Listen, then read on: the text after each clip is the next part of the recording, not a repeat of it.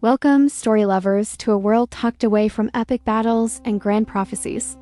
This is the story of Blackmere University, a magical academy long past its heroic age, now a quiet sanctuary for forgotten magic. Imagine ivy-covered towers shrouded in mist, not hiding secrets of power, but serving as a final resting place for retired curses and obsolete spells. This is where magic comes not to be wielded, but to be archived, neutralized, and gently put to rest. Deep beneath the oldest wing of the university lies the lower library.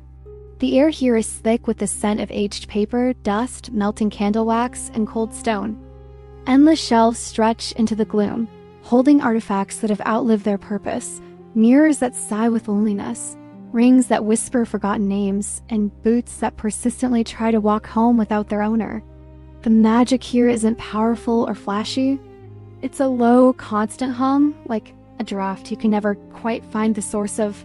Our story follows Elara Thorne, the library's nighttime curse cleaner. She is a meticulous, quiet soul who finds comfort in the predictable solitude of the archives. Dressed in cozy wool sweaters and fingerless gloves, she moves through the aisles with a satchel filled not with wands, but with chalk, salt, beeswax, and calming lavender tea sachets. Her job isn't to destroy curses, but to soothe them, to dampen their effects until they are safe enough to be stored away. Elara prefers the small, manageable problems, a teacup that mutters complaints, footnotes that rewrite themselves, or a pair of enchanted shoelaces that stubbornly refuse to be untied.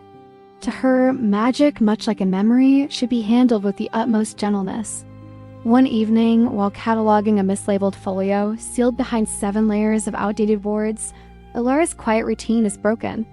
She hears a voice. It's not a faint whisper, but a clear, irritable complaint. Inside the book's binding, wrapped in briar-embossed leather, is a sentient, ancient, and thoroughly grumpy tome. It introduces itself as Dormir Vera and is deeply offended by its classification as a simple bedtime curse. As Elara carefully cleans away the wards, one by one the book reveals a shocking truth. The original Sleeping Beauty curse was never about putting someone to sleep. That was merely a side effect. The true purpose of the spell was a memory wipe, a curse designed to erase all knowledge of magic from the world.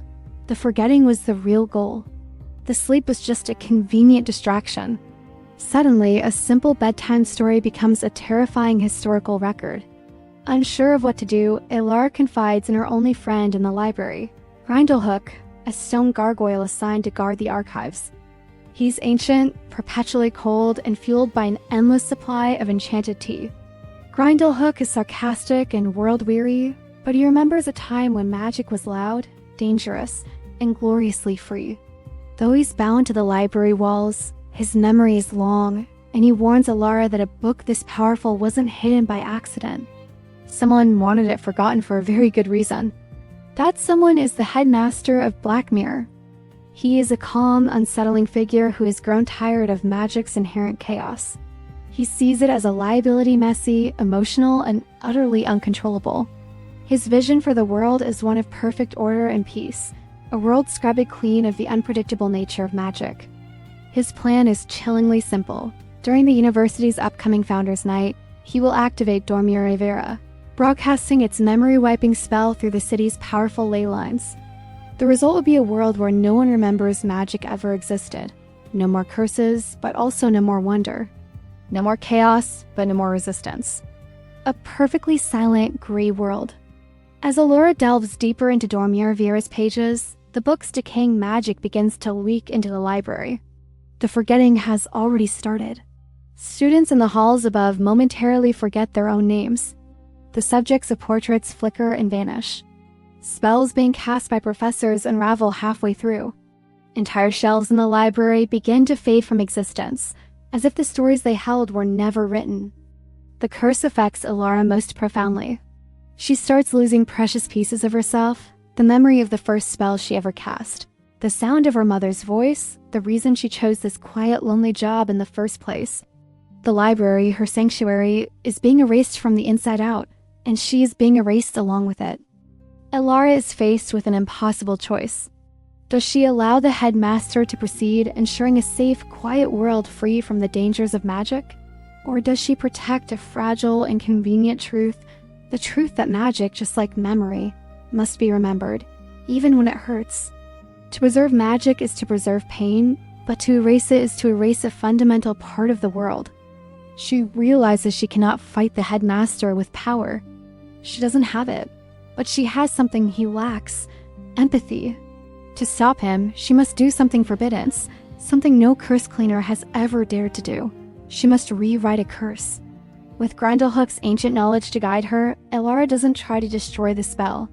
Instead, she carefully alters its core, changing its purpose. The rewritten curse won't erase magic. It will force people to remember why they once feared it, why they loved it, and why forgetting was never the answer. Founder's Night arrives. The Headmaster, confident in his plan, activates the book. A wave of energy pulses out from the university, carried on the ley lines. But instead of a quiet wave of forgetting, the world is struck by a tidal wave of remembering. Lost fairy tales and forgotten folklore resurface in people's minds. Old, quiet forms of magic flicker back to life in forgotten corners of the world. Back in the lower library, the shelves stabilize. The fading books reappear, their ink dark and clear once more. The library's changed, but it is whole. In the aftermath, the Headmaster quietly resigns, his vision of a sterile world shattered by the very memories he sought to destroy. Dormir Vera, its purpose finally fulfilled, falls silent at last. Elara is offered a promotion, a chance to leave the dusty archives behind, but she declines. She returns to the lower library, her home. She is no longer just a cleaner of curses. She is now the curator of dangerous memories. The curses remain a testament to magic's wildness. The magic remains a source of endless wonder. And now, finally, there is someone who remembers how to listen to it all. Thank you for watching. If you enjoyed this journey into the quiet corners of magic, don't forget to like, subscribe, and follow for more stories from the worlds of fantasy. See you next time!